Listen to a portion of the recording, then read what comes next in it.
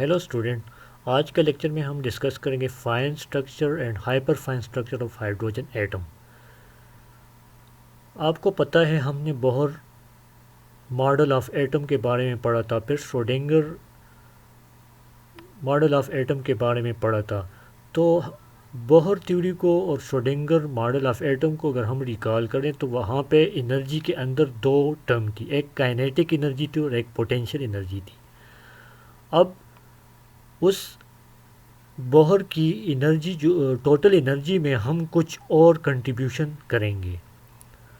अब अगर हम उसमें स्पिन ऑर्बिट इंटरेक्शन की एनर्जी इन्वॉल्व कर लें और रिलेटिविस्टिक काइनेटिक एनर्जी कोरेक्शन उसमें इन्वॉल्व कर लें तो इस दोनों कोरेक्शन को फाइन स्ट्रक्चर का नाम दिया जाता है। ठीक है स्टूडेंट। और अगर आपको याद हो तो स्पिन ऑर्बिट इंटरेक्शन और रिलेटिविस्टिक काइनेटिक एनर्जी कोरेक्शन ये दोनों चीज़ें हमने पढ़ी है, लेकिन हम इसका एक शॉर्ट सा रिव्यू लेंगे ताकि आपको हाइपर फाइन स्ट्रक्चर के बारे में अंडरस्टैंडिंग आपकी अच्छी हो जाए। ये तो थी फाइन स्ट्रक्चर। अब दूसरी चीज़ जो हम पढ़ेंगे वो है हाइपर फाइन स्ट्रक्चर।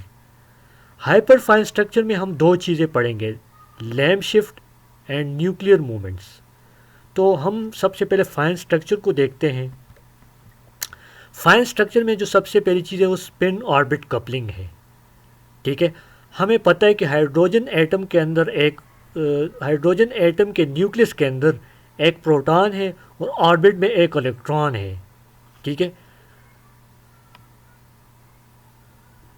तो जो ऑर्बिटिंग इलेक्ट्रॉन है उसके साथ एंगुलर ऑर्बिटल मोमेंटम एसोसिएटेड होगा और स्पिन एंगुलर मोमेंटम भी एसोसिएटेड होगा। तो ऑर्बिटल एंगुलर मोमेंटम की वजह से भी इलेक्ट्रॉन के पास एक मैग्नेटिक मोमेंट होगा और स्पिन एंगुलर मोमेंटम की वजह से भी इलेक्ट्रॉन के पास एक स्पिन मैग्नेटिक मोमेंट होगा। तो दोनों मोमेंट्स का आपस में इंटरेक्शन होगा। तो उस इंटरेक्शन वो की एनर्जी क्या होगी?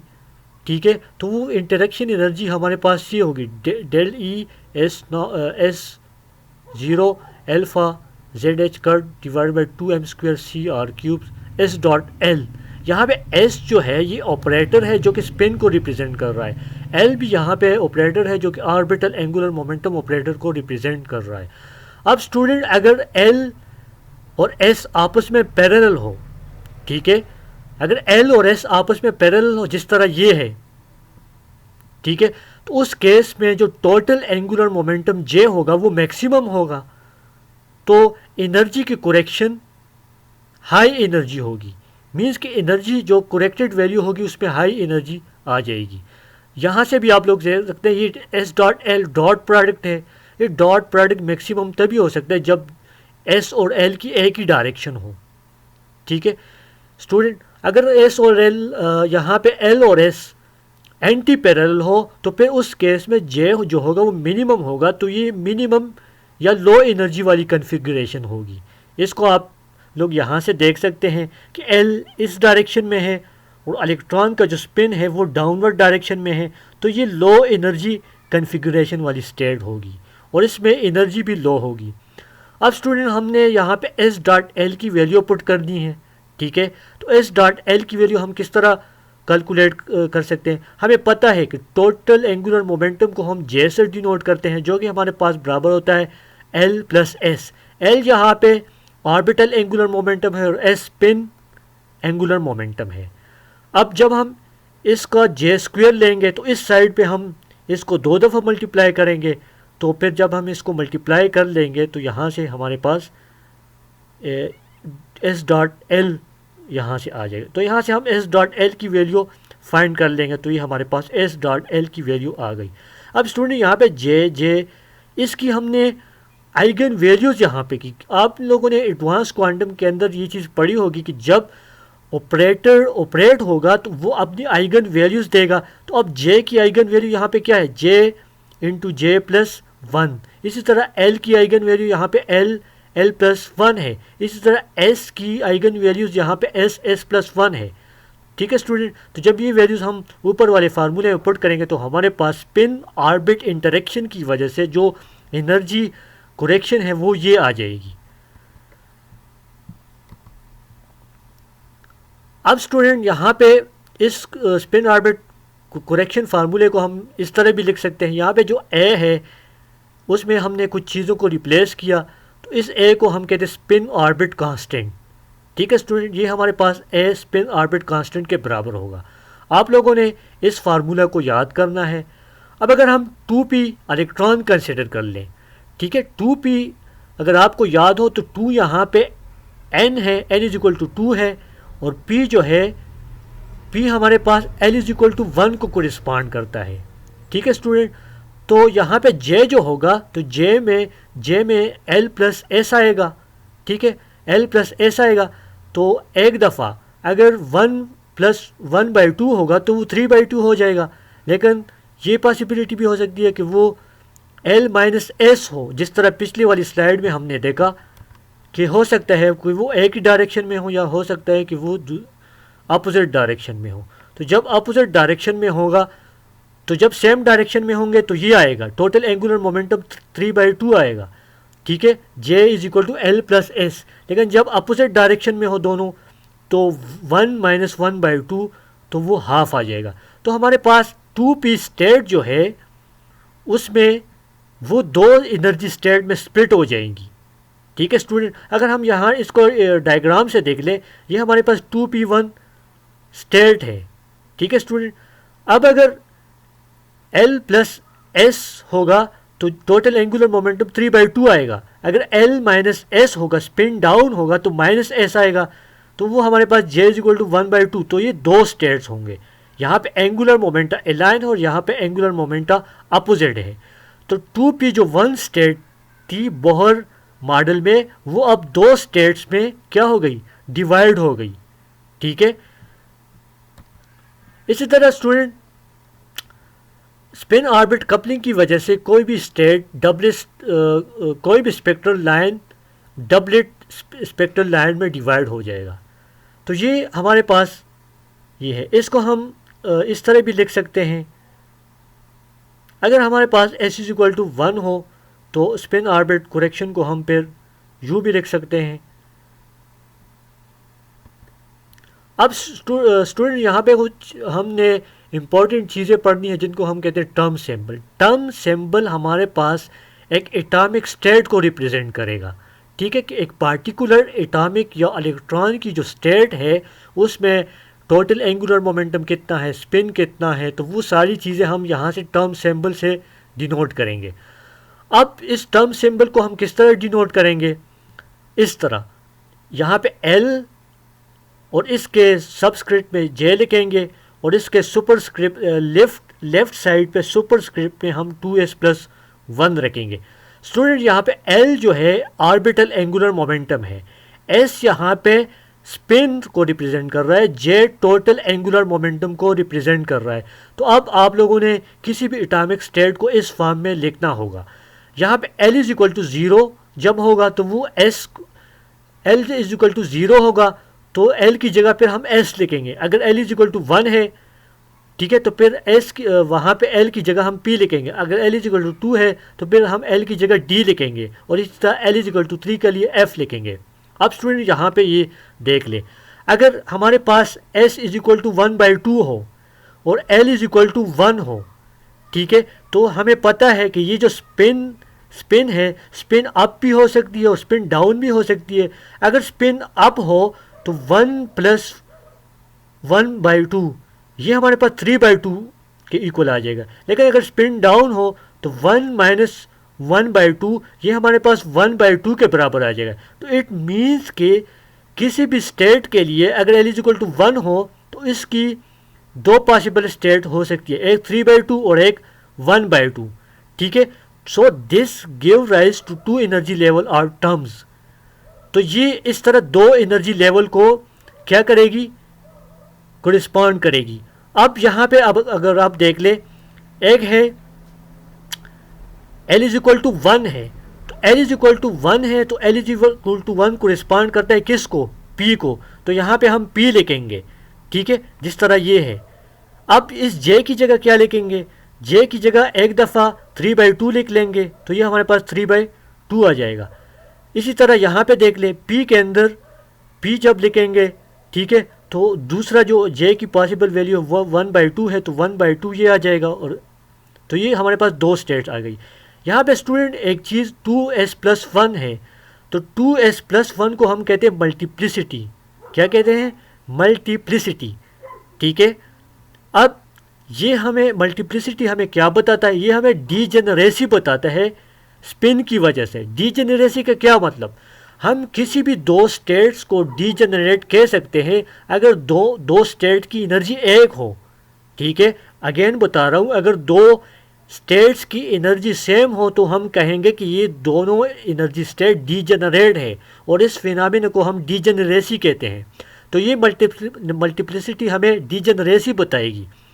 अगर s इज इक्वल टू 0 हो, ठीक है, तो जब हम ये वैल्यू यहाँ पे पुट करेंगे तो मल्टीप्लिसिटी हमारे पास 1 आ जाएगा। तो इसका मतलब है कि सिंगलेट टर्म एक ही एनर्जी स्टेट, एक ही स्टेट हमारे पास आएगी।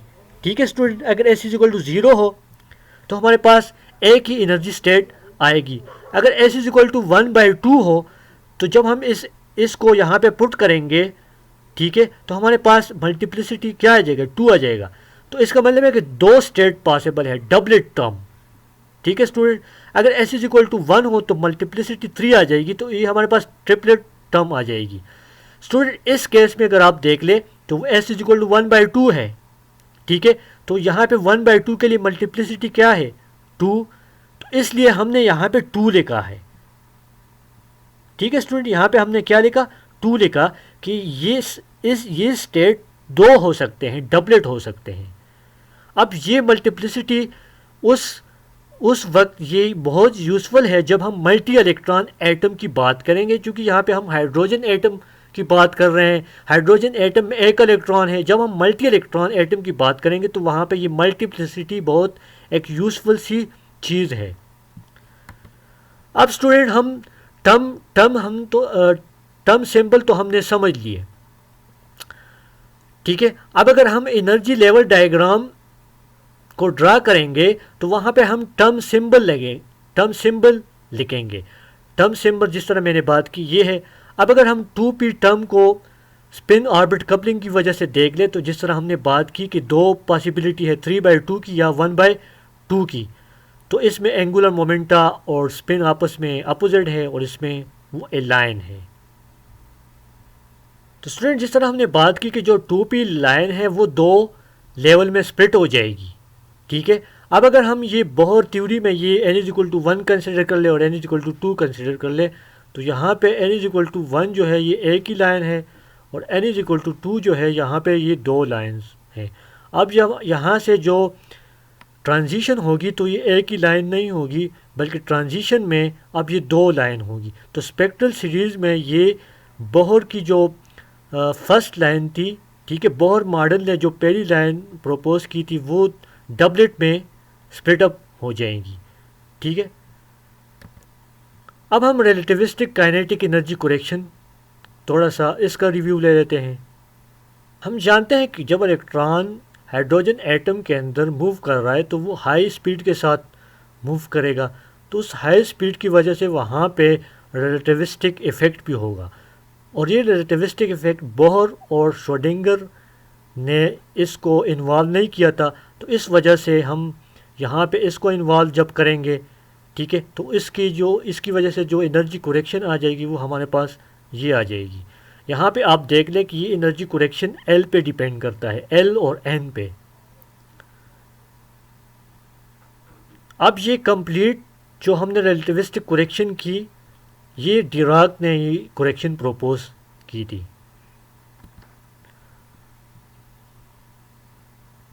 अब अगर हम टोटल एनर्जी की बात करेंगे तो टोटल एनर्जी में वही बोहर वाली एनर्जी आ जाएगी प्लस करेक्शन टर्म्स आ जाएंगी। तो डेल्टा एफ एस दो करेक्शन को रिप्रेजेंट कर रहा है, एक स्पिन ऑर्बिट कपलिंग और एक रिलेटिविस्टिक करेक्शन। तो इसमें दो टर्म है, जब हम इसको एडअप कर लेंगे तो ये हमारे पास ये आ जाएगी। आप लोगों ने इस फार्मूले को भी याद करना है। बोहर वाली एनर्जी यहाँ पे ये है, ठीक है, ई नॉट यहाँ पे ये है। अब स्टूडेंट अगर हम हाइड्रोजन एटम की करेक्शंस के साथ टोटल एनर्जी लिखेंगे तो वो हमारे पास ये आ जाएगी। अगर आप लोग टोटल एनर्जी को देख ले तो टोटल एनर्जी दो क्वांटम नंबर पे डिपेंड करता है, एक एन जो कि प्रिंसिपल क्वांटम नंबर है और एक जे जो कि टोटल एंगुलर मोमेंटम के साथ जो एसोसिएटेड क्वांटम नंबर है वो ये है। ठीक है, तो ये हमें फाइन स्ट्रक्चर ये बताती है। तो इस इक्वेशन के अंदर करेक्शन भी है और बोहर वाली एनर्जी भी है। अब स्टूडेंट यहाँ पे अगर हम इसको हम डायग्राम से समझ लें तो स्टूडेंट यहाँ पे fine structure energy correction add करने के बाद क्या चेंजेस आई, अब ये पॉइंट्स आप लोगों ने नोट करने हैं। पहला पॉइंट ये है कि energy correction only depends on J which is of the order of alpha square 10 times smaller than the principal energy splitting. ये करेक्शन एनर्जी जो है वो स्मॉल है। ठीक है, दूसरा जो इम्पोर्टेंट पॉइंट है वो ये है कि all levels are shifted down from the Bohr energies. अगर आप डायग्राम में देख लें तो ये n is equal to 1, n is equal to 3, n is equal to 2, n is equal to 3 ये बोहर के एनर्जी स्टेट्स हैं। और ये जो डैश लाइन आपको नज़र आ रही है ये वो एनर्जी स्टेट्स हैं जो कि बोहर ने हमें बताए थे। इस पॉइंट के मुताबिक all energy level are shifted down from the Bohr energies. अब दोनों करेक्शन के बाद तमाम एनर्जी जो लेवल्स होंगी वो बोहर वाली एनर्जी लेवल से डाउन हो जाएंगी। अगर ये n इज इक्वल टू 1 है, ठीक है, तो करेक्शन एनर्जी के बाद ये लेवल यहाँ पे शिफ्ट हो जाएगा। इसी तरह अगर ये n इज इक्वल टू 2 है तो करेक्शन ऐड करने के बाद ये लेवल इधर शिफ्ट हो जाएगा, इसी तरह ये लेवल इधर शिफ्ट हो जाएगा। ठीक है, मज़ीद स्प्लिटिंग हुई है तो इसकी भी हम बात करेंगे। दूसरा इंपॉर्टेंट पॉइंट ये है कि for every n greater than l and l there are two state corresponding to j is equal to l plus minus 1। चूँकि j यहाँ पे टोटल एंगुलर मोमेंटम को रिप्रेजेंट कर रहा है। ठीक है, तो जो कि orbital angular momentum plus spin, चूँकि स्पिन अप भी हो सकते हैं और डाउन भी हो सकती है, तो इसकी एक दफ़ा वैल्यूज़ हम l प्लस हाफ लेंगे और एक दफ़ा l माइनस हाफ ले लेंगे। तो इसका मतलब ये हुआ कि कोई भी l स्टेट अब दो स्टेट में डिवाइड हो जाएगी। इसी तरह state with same n and j but different l have the same energies. ठीक है, अगर किसी स्टेट में j और n सेम हो लेकिन l डिफरेंट हो तो उनकी एनर्जी सेम होगी, लेकिन यहाँ हम आगे देखेंगे कि वो भी सेम नहीं होंगी। अगर हम इसको डायग्राम से देख लें तो ये 1s है, तो 1s स्टेट सिंगल स्टेट है। जब n इज इक्वल टू 2 होगा तो n इज इक्वल टू 2 में 3 स्टेट्स आएंगी, s half, 2p half, 2p 3/2। इसी तरह n is equal to 3 state, इसमें ये 5 स्टेट्स आएंगी। ठीक है स्टूडेंट, अब ये 5 स्टेट्स हमारे पास हर एक स्टेट जो है वो डिफरेंट स्टेट्स में डिवाइड हो गई स्पिन ऑर्बिट कपलिंग और रिलेटिविस्टिक करेक्शन की वजह से। अब इसमें अलाउड ट्रांजिशन आगे चलकर हम सिलेक्शन रूल पढ़ेंगे, तो उस सिलेक्शन रूल यूज़ करके आप यहाँ पे अलाउड ट्रांजिशन पर आप लोग आसानी से देख पाएंगे। यहाँ पे सिर्फ आप लोग ये पॉइंट देख लीजिएगा कि करेक्शंस के बाद जो एनर्जी लेवल हैं वो बोहर वाले एनर्जी लेवल से क्या हुए, डाउनवर्ड शिफ्ट हुए। ठीक है स्टूडेंट, तो यहाँ पे ये पॉइंट नोट कीजिए। अब आगे हम हाइपरफाइन स्ट्रक्चर की बात करते हैं। हाइपरफाइन स्ट्रक्चर में एक ये चीज़ है लैम्प शिफ्ट।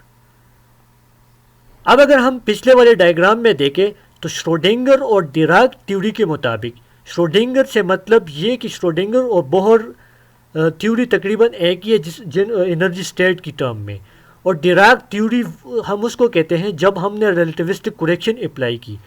तो इस दोनों थ्योरीज के मुताबिक जब n और j सेम हो और l डिफरेंट हो तो वो स्टेट डीजनरेट होंगी। डीजनरेसी का मतलब ये है कि उनकी एनर्जी सेम होगी, लेकिन दो साइंटिस्ट लैम और रदरफोर्ड ने 1947 में ये डिस्कवर किया कि नहीं, S1/2 और 2p1/2 ये डीजनरेट नहीं होंगे, बल्कि ये हमें वाज़ा नज़र आएंगे, मतलब ये एक स्टेट नहीं होंगे। अगर आप लोग यहाँ पे देख लें, इसमें n जो है n तो सेम है, ठीक है स्टूडेंट, एन सेम है और जे भी सेम है, ये भी 1/2 है और जी भी 1/2 है, लेकिन सिर्फ एल डिफरेंट है। यहाँ पे एस है जो कि एल इज इक्वल टू 0 है और यहाँ पे पी है जो कि एल इज इक्वल टू 1 है। तो श्रोडिंगर और डिराक के मुताबिक ये दोनों एक ही लाइन को रिप्रेजेंट करेगी। ठीक है स्टूडेंट, जिस तरह हम इस डायग्राम में देखेंगे, लेकिन लेम और रदरफोर्ड ने कहा कि नहीं, ये दोनों अलग-अलग लाइन है। Experiment proved that even states with the same total angular momentum are energetically different। क्योंकि श्रोडिंगर और डिराक ने जब कहा था कि ये दोनों लाइंस जो है हमारे पास वो सेम है, लेकिन एक्सपेरिमेंट से हमें पता चला कि नहीं, अगर किसी स्टेट के लिए जे सेम भी हो तब भी वो एनर्जेटिकली डिफरेंट हो सकती है, मीन कि उनकी एनर्जी डिफरेंट हो सकती है। यहाँ पे हम देख लें, यहाँ पे ये n is equal to 2 state है। ठीक है स्टूडेंट, अब बोहर थ्योरी के मुताबिक तो ये एक ही स्टेट होगा, या श्रोडिंगर थ्योरी के मुताबिक ये एक ही स्टेट होगा, लेकिन स्पिन ऑर्बिट कपलिंग की वजह से ये 3 स्टेट में डिवाइड हो जाएंगी, 3/2, 1/2 और जे 1/2। लेकिन डिराक थ्योरी के मुताबिक, ठीक है, जिस तरह हमने ये इसमें देख ले, यहाँ पे एल नहीं है, तो इसका मतलब ये हुआ कि ये दोनों state J is equal to 1/2 और जे इज इक्वल टू 1/2, ठीक है, डिराक थ्योरी के मुताबिक ये एक ही स्टेट को रिप्रेजेंट करेगा। ठीक है स्टूडेंट, ये एक ही स्टेट को रिप्रेजेंट करेगा। लेकिन लेम ने कहा कि नहीं, ये दोनों स्टेट डिफरेंट है। किस तरह डिफरेंट है? यहाँ पे अगर आप देख ले, एल इज इक्वल टू 0 है, यहाँ पे एल इज इक्वल टू 1, तो लेम ने कहा कि नहीं, ये दोनों एनर्जी लेवल एक्सपेरिमेंटली एक दूसरे से एक एनर्जी शिफ्टिंग पे है। एल इज इक्वल टू 0 जो है ये थोड़ी सी ऊपर है और एल इज इक्वल टू 1 जो है ये नीचे है, तो इनके दरमियान ये थोड़ी सी एनर्जी डिफरेंस है, तो ये इसको हम लेम शिफ्ट कहते हैं। ठीक है स्टूडेंट, इस एनर्जी शिफ्टिंग को देखने के लिए लेम ने एक एक्सपेरिमेंट किया। एक्सपेरिमेंट में ये था कि वहाँ पे एक ओवन था, उस ओवन में हाइड्रोजन एटम्स थे, जो और हाइड्रोजन एटम चूँकि ग्राउंड स्टेट में S1 और 2 स्टेट में होंगे। आगे एक फिलामेंट है, तो जब हाइड्रोजन एटम की बीम यहाँ से पास होगी तो फिलामेंट से इलेक्ट्रॉन बम्बार्ड होंगे। इस इलेक्ट्रॉन बम्बार्ड की वजह से हाइड्रोजन एटम S1 और 2 स्टेट से S1 और 2 स्टेट में एक्साइट हो जाएगी, ठीक है, या ट्रांजिशन कर लेगी। तो जब ये ट्रांजिशन कर लेगी तो अब चूँकि ये स्टेट यहाँ पे एंगुलर मोमेंटम अब दोनों के लिए सेम है, ठीक है, 1/2 में है, यहाँ भी 1/2 है, तो ये स्टेट 1/2 से अब ये 1/2 में ये ट्रांजिशन नहीं करेगा, क्योंकि ये ट्रांजिशन क्या है, अलाउड नहीं है। तो जब ये ट्रांजिशन अलाउड नहीं है तो ये स्टेट, इस स्टेट से फिर इलेक्ट्रॉन S1/2 से इलेक्ट्रॉन इस स्टेट में ट्रांजिशन कर लेगा। तो इस तरह से लेम ने इन दोनों स्टेट के दरमियान एक ट्रांजिशन देखी और लेम ने कहा कि ये दोनों स्टेट एक दूसरे के दरमियान ट्रांजिशन कर सकते हैं, लिहाजा ये दोनों स्टेट एक नहीं है बल्कि 2 डिफरेंट स्टेट्स हैं। अब स्टूडेंट, ये हाइपरफाइन स्ट्रक्चर और लैम्प शिफ्ट के बारे में बात की। इसमें इम्पोर्टेंट पॉइंट ये है कि जब सेम एन और जे सेम हो, ठीक है, लेकिन एल डिफरेंट हो, तो वो भी लैम्प के मुताबिक वो स्टेट भी अलहदा होंगी। अगर 2s1 और 2 है, 2p1 और 2 है, तो ये डिफरेंट स्टेट्स होगी और ये डीजेनरेट नहीं होगी, जो कि डिराक और श्रोडिंगर ने कहा था कि ये डीजेनरेट है, लेकिन लैम्प ने ये एक्सपेरिमेंटली प्रूव किया कि ये दोनों डीजेनरेट नहीं है। इस चीज़ को आप क्वांटम इलेक्ट्रोडायनेमिक्स से भी प्रूफ कर सकते हैं, लेकिन ये आपकी स्कोप से बियॉन्ड है, तो इसलिए हम इस चीज़ को मज़ीद ज़्यादा डिस्कस यहाँ पे नहीं करते। अब हम हाइपर फाइन स्ट्रक्चर की बात थोड़ी सी यहाँ पे करते हैं। अभी तक हमने न्यूक्लियर के अंदर प्रोटॉन जो है, उस प्रोटॉन के साथ भी क्या है, स्पिन एसोसिएटेड है, लेकिन अभी तक उस स्पिन को हमने कंसिडर नहीं किया था। तो जब हम वो स्पिन कंसिडर कर लेंगे तो एक इलेक्ट्रॉन्स का जो स्पिन है और एक न्यूक्लियस का जो स्पिन है वो आपस में इंटरेक्ट करेंगे। तो इस इंटरेक्शन की वजह से भी एक एनर्जी क्या होगी, एक एनर्जी करेक्शन आएगी। तो जब ये न्यूक्लियस स्पिन और इलेक्ट्रॉन स्पिन की वजह से जो इंटरेक्शन होगी, इस इंटरेक्शन करेक्शन की वजह से हम जो एनर्जी यहाँ पे इन्वॉल्व करेंगे तो इसको हम हाइपर फाइन स्ट्रक्चर कहेंगे। ठीक है स्टूडेंट, तो हाइपर फाइन स्ट्रक्चर के अंदर हम न्यूक्लियर के स्पिन को इंक्लूड करते हैं। ठीक है स्टूडेंट, अब इंटरेक्शन एनर्जी क्या हो सकती है?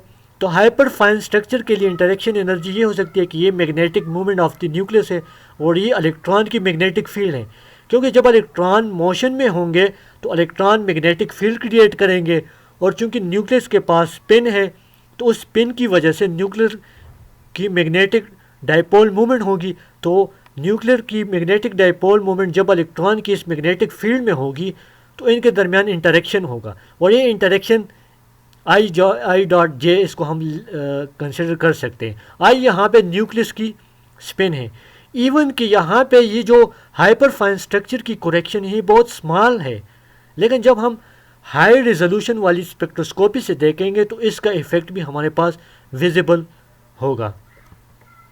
अब स्टूडेंट, जिस तरह मैंने बात की कि न्यूक्लियस के पास स्पिन है तो स्पिन की वजह से उसके पास मैग्नेटिक मूवमेंट भी होगा, तो इस मैग्नेटिक मूवमेंट को हम यूँ रिप्रेजेंट कर सकते हैं। यहाँ पे ये मैग्नेटिक मूवमेंट है यहाँ, और ये इसको जी फैक्टर कहते हैं। यहाँ ई जो है इलेक्ट्रॉन पे चार्ज है, और M mass of the nucleus है, और आई जो है ये न्यूक्लियस स्पिन को रिप्रेजेंट कर रहा है। तो रिजल्टिंग करेक्शन को हम यूँ लिख सकते हैं, आई डॉट जे। अब स्टूडेंट, चूंकि हमने न्यूक्लियस की स्पिन को भी इंक्लूड कर दिया, ठीक है, तो अब किसी भी एटम के लिए, या हाइड्रोजन एटम की यहाँ पे बात कर रहे हैं, तो हाइड्रोजन एटम के लिए यहाँ पे टोटल एंगुलर मोमेंटम जिसको हम अगर एफ से डिनोट कर लें, ठीक है, तो टोटल एंगुलर मोमेंटम हमारे पास आई प्लस जे आएगा। आई यहाँ पे क्या है? आई यहाँ पे न्यूक्लियस की स्पिन है, जे हमारे पास इलेक्ट्रॉनों की टोटल एंगुलर मोमेंटम है, और इस जे के अंदर ऑर्बिटल एंगुलर मोमेंटम भी है और स्पिन एंगुलर मोमेंटम भी है। चूंकि ये एफ है तो एफ को हम इस तरह भी लिख सकते हैं, ठीक है। एफ यहाँ पे टोटल एंगुलर मोमेंटम के साथ क्वांटम नंबर एसोसिएटेड है, इस तरह जेड, इसका जेड कंपोनेंट हम यूँ ले लेंगे। अब यहाँ पे जो टोटल एंगुलर मोमेंटम एफ है, इसके साथ जो क्वांटम नंबर एसोसिएटेड इसको हम स्मॉल एफ कहते हैं, और ये बराबर होगा जे के प्लस हाफ, ठीक है, प्लस हाफ, और जे या माइनस हाफ। चूँकि ये J total angular momentum quantum number है इलेक्ट्रॉनों के लिए, और एफ पूरे एटम के लिए क्वांटम नंबर है, तो ये बराबर होगा जे प्लस हाफ अगर स्पिन अप हो, और जे माइनस हाफ अगर स्पिन डाउन हो, क्योंकि इस प्रोटॉन की स्पिन या तो अप भी हो सकती है या डाउन भी हो सकती है। अब स्टूडेंट, इसकी वजह से जो एनर्जी करेक्शन होगी वो ये होगी delta E H F S. तो यहाँ पे एच एफ एस जो है ये हाइपर फाइन स्ट्रक्चर इसको रिप्रेजेंट कर रहा है, ये हमारे पास ये होगी। अगर हम इस हाइपर फाइन स्ट्रक्चर की वजह से 1s एनर्जी स्टेट ले लें, तो ये 1s energy state Bohr model में, फिर उसके बाद स्पिन ऑर्बिट करेक्शन और रिलेटिविस्टिक करेक्शन में, तो ये एक ही स्टेट था।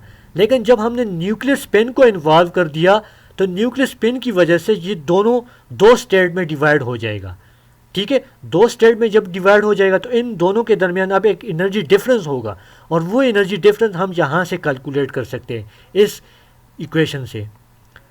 अब अगर न्यूक्लियर स्पिन और इलेक्ट्रॉन स्पिन आपस में पैरेलल हो तो F इज इक्वल टू 1 आएगा, और ये हायर एनर्जी वाली स्टेट होगी। अगर ये दोनों स्पिन, न्यूक्लियस की स्पिन और इलेक्ट्रॉन स्पिन अपोजिट हो तो दोनों स्पिन एक दूसरे को कैंसिल कर देगी, और जो रिजल्टेंट एंगुलर मोमेंट आएगा वो F इज इक्वल टू 0 होगा, और ये हमारे पास लो एनर्जी स्टेट होगी। तो स्टूडेंट, यहाँ पे हम ये पॉइंट नोट कीजिए कि consider the ground state of hydrogen atom, nucleus consist of a single proton, so nuclear spin which is I is equal to 1 by 2, the hydrogen ground state is 1s 2s 1 by 2 term which has J is equal to 1 by 2. spin of the electron can be parallel, जब parallel हो तो F is equal to 1, जब anti parallel हो तो F is equal to 0। तो transition between these level occur at 21 centimetre. तो इनके दरमियान जो यहाँ पे 21 सेंटीमीटर क्या है, ये हमारे पास एक वेवलेंथ है, ठीक है। अब यहाँ पे इनके दरमियान जो एनर्जी या फ्रीक्वेंसी डिफरेंस है वो 1420 मेगाहर्ट्ज़ है। तो ग्राउंड स्टेट के लिए ये हमारे पास दो एनर्जी लेवल है। अब स्टूडेंट यहाँ पे सिलेक्शन रूल, और ये सिलेक्शन रूल बहुत इंपॉर्टेंट है, इसलिए आप लोगों ने इसको गौर से देखना है, क्योंकि जब आपके पास ये स्टेट्स होंगी तो उन स्टेट्स के दरमियान कौन सी ट्रांजिशन अलाउड है, इलेक्ट्रॉन किस एनर्जी स्टेट से दूसरी एनर्जी स्टेट में ट्रांजिशन कर सकता है, तो ये आपको ये सिलेक्शन रूल बताएगा। पहला जो सिलेक्शन रूल है वो प्रिंसिपल क्वांटम नंबर के लिए है, और ये एन जो है, एन चेंज हो सकता है किसी भी इंटीजर से, डेल्टा एन में बी एनी इंटीजर। और डेल्टा एल जो है, तो डेल्टा एल हमारे पास प्लस या -1 होगा। मीन्स का इलेक्ट्रॉन जब एक स्टेट से दूसरे स्टेट में ट्रांजिशन करेगा तो वहाँ पे ये लाजमी होना चाहिए कि दोनों स्टेट के दरमियान जो एल है वो इस तरह चेंज हो, delta L is equal to +-1। इसी तरह जो डेल्टा जे है वो चेंज होगा 0 या +-1 से। इसी तरह जो डेल्टा एफ है वो चेंज होगा 0 +-1 से। स्टूडेंट यहाँ पे एक और बात याद रखिए, यहाँ पे delta J is equal to 0 जो होगा, लेकिन ये हो सकता है कि इलेक्ट्रॉन 1 से ट्रांजिशन करे +1 में, तो डेल्टा जे तो उस केस में 0 हो जाएगा। लेकिन इलेक्ट्रॉन ऐसा नहीं हो सकता कि 0 से 0 ट्रांजिशन करे। तो यहाँ पे ये बात नोट कीजिएगा कि 0 से 0 ट्रांजिशन अलाउड नहीं है। इसको हम डायग्राम से देखते हैं। अब ये n is equal to 1, n is equal to 2, n is equal to 3 है, और ये इसकी वजह से मुख्तलिफ एनर्जी स्टेट स्प्लिटेड हैं। तो यहाँ पे देख लें, यहाँ पे l इज इक्वल टू 0 है, इस स्टेट में भी l इज इक्वल टू 0 है, तो डेल्टा जे यहाँ पे 1/2 है, यहाँ पे भी जे 1/2 है। तो अगर हम इस स्टेट में इस स्टेट से इस स्टेट में ट्रांजिशन करेंगे तो इस केस में क्या होगा, यहाँ तो इस केस में delta J is equal to क्या होगा, 0 होगा। तो इस ट्रांजिशन को हम अलाउड नहीं करेंगे। ठीक है स्टूडेंट, बाकी तमाम ट्रांजिशन अलाउड होगी। तो ये हमारे पास ये सारी अलाउड ट्रांजिशन है। यहाँ पे आप लोग सिलेक्शन रूल को यूज़ करें और सारी अलाउड ट्रांजिशन आपके पास अलाउ होगी। अगर हम यहाँ पे जब n इज इक्वल टू 3 से electron n is equal to 2 में आता है तो ये बामर की फर्स्ट लाइन होती है, और बोहर थ्योरी के अंदर ये एक ही लाइन है जिसको हम H अल्फ़ा लाइन कहते हैं। लेकिन अगर आप यहाँ से देख लें तो वो H अल्फ़ा लाइन कितनी लाइन में स्प्लिट अप होगी, 1-2 ये लाइन हो गई और 3 ये हो गई। तो 5 लाइन्स में वो बामर की फर्स्ट लाइन स्प्लिट होंगी। तो ये जब भी पॉसिबल है जब हम फाइन स्ट्रक्चर को कंसिडर कर लेंगे। तो हाइपर फाइन स्ट्रक्चर, और फाइन स्ट्रक्चर की वजह से बामर की जो फर्स्ट लाइन है H अल्फ़ा वो 5 लाइन में स्प्लिट होंगी। स्टूडेंट आज हम आज की लेक्चर को हम यहाँ पे समराइज़ कर लेते हैं। अगर हम ग्रॉस स्ट्रक्चर से यहाँ पे वो हाइड्रोजन एटम का वो स्ट्रक्चर है जो कि बोहर ने बताया। तो बोहर ने जो ग्रॉस स्ट्रक्चर बताया उससे हम क्या क्या चीज़ें फाइंड कर सकते हैं, ये पॉइंट आप लोगों ने याद रखना है। पहला पॉइंट ये है कि that cover the largest interaction within the atom. Bohr atom या ग्रॉस स्ट्रक्चर हमारे पास लार्जेस्ट इंटरेक्शन को कवर करता है। कौन सी interaction? Kinetic energy of electron in their orbit, attractive electric potential between positive nucleus and negative electron, repulsive electrostatic interaction between electron in multi electron atom. ठीक है, size of this interaction gives energy in the 1 into 10 electron volt range and upward. Determine whether a photon is infrared, visible, UV और X-ray। तो gross structure या Bohr theory हमें यही बताता, ये points हमें ये बताता है। फाइन स्ट्रक्चर क्या? फाइन स्ट्रक्चर हमें स्पिन ऑर्बिट एनर्जी की वजह से करेक्शन बताता है, और ये उसकी वजह से जो स्ट्रक्चर आती है वो हमारे पास ये आती है कि उसकी वजह से जो एनर्जी स्टेट है वो स्प्लिट अप हो जाती है, और इस स्प्लिटिंग की वजह से स्पेक्ट्रल लाइन मुख्तलिफ कंपोनेंट में डिवाइड होती है। इसी तरह स्टूडेंट हाइपर फाइन स्ट्रक्चर, तो हाइपर फाइन स्ट्रक्चर हमारे पास हमें मोड मल्टीप्लेट के बारे में बताता है कि एक लाइन एक से ज़्यादा कंपोनेंट में स्प्लिट होती है।